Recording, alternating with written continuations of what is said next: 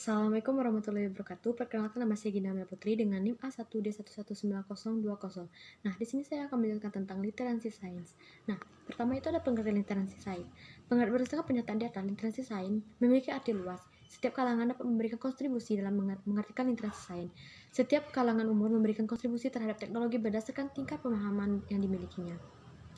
Nah, literasi sains berasal dari gabungan dua kata, yaitu literatus artinya ditandai dengan huruf melek huruf atau perbandingan dan sensia yang artinya memiliki pengetahuan. Menurut si De Boer, orang yang pertama menggunakan literasi berarti tindakan memahami sains yang mengaplikasikan bagi kebutuhan masyarakat. Nah, literasi sains itu suatu ilmu pengetahuan dan pemahaman mengenai konsep dan proses sains yang akan memungkinkan seorang untuk membuat satu keputusan dengan pengetahuan yang dimilikinya, serta turut terlibat dalam hal kenegaraan, budaya, pertumbuhan ekonomi, termasuk di dalamnya kemampuan spesifik yang dimilikinya. Literasi sains dapat dikatakan sebagai pemahaman atau sains dan aplikasinya bagi kebutuhan masyarakat. Nah, selanjutnya itu ada sistem penilaian yang digunakan untuk mengukur kemampuan literasi sains. Nah, begitu banyak sekali model-model pembelajaran yang dikembangkan berdasarkan model pembelajaran inquiry. Model-model terapkan ini disesuaikan dengan tujuan pembelajaran dan kompetisi yang telah dicapai. Nah, 3 komponen penting dalam sebuah pembelajaran yaitu penilaian di mana sistem penilaian ini akan digunakan sebagai dasar pengambilan kebijakan evaluasi diawali oleh proses pencatatan data. Nah, data yang dicatat menggunakan alat pencatat atau alat ukur yang sesuai dengan tujuan pembelajaran yang dicapai.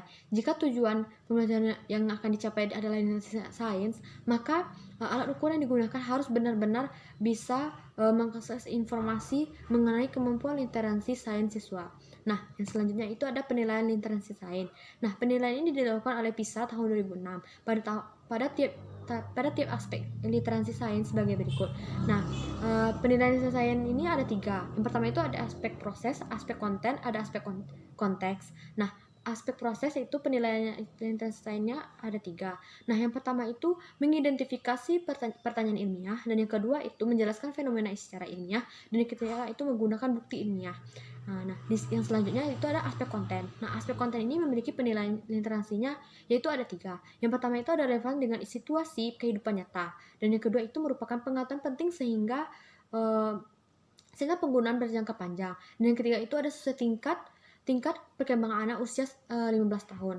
Nah, dan terakhir itu ada aspek konteks. Nah, aspek konteks ini yang memiliki penilaian literasinya 3. Yang pertama itu ada penerapan pengetahuan dan keterampilan, dan yang kedua itu aplikasi pengetahuan sains dan proses sains dalam situasi nyata, yaitu melibatkan gagasan sains. Dan yang ketiga itu ada pengetahuan atau teknologi dalam kehidupan. Nah, selanjutnya itu ada literasi dalam pembelajaran fisika.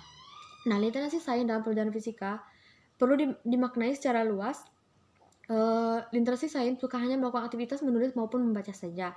Nah, aktivitas siswa yang mampu merangsang kemampuan berpikir kritis termasuk di dalamnya adalah kegiatan siswa yang merancang percobaan, melakukan pengamatan, menyimpulkan hasil, melakukan kolaborasi dengan teman kelas, juga termasuk aktivitas literasi sains. Nah, dalam pembelajaran fisika sebagai ilmu sains, aktivitas literasi sains alam akibat kegiatan yang dilakukan oleh manusia. Nah, sains sebagai proses itu memecahkan masalah dengan melakukan penyelidikan secara ilmiah yang berdasarkan bukti yang ada. Nah, dan yang terakhir itu ada sebagai konteks, yaitu mendengarkan pengetahuan dan keterampilan sains dalam kehidupan sehari-hari.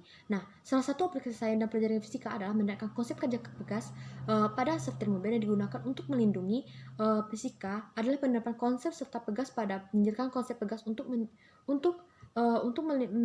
melindungi pengemudi ketika terjadi benturan, setidaknya dapat menjelaskan konsep pegas itu untuk minimalkan cedera pada pengendara mobil. Nah, selain itu penerapan konsep pegas itu juga ditinjaukan dari sifat elastis bahan. Misalnya itu bantalan rel kereta api dengan menggunakan bahan kayu pada zaman dahulu, mungkin juga sampai sekarang. Hal ini dilakukan karena sifat elastis bahan kayu yang tinggi. Nah, selain itu ketika diawali oleh kereta api dengan beban yang berat tidak mengakibatkan getaran yang tinggi. Nah, cukup sekian penyampaian materi tentang literasi dari saya. Lebih dan kurang saya mohon maaf. Saya tutup dengan Assalamualaikum warahmatullahi wabarakatuh.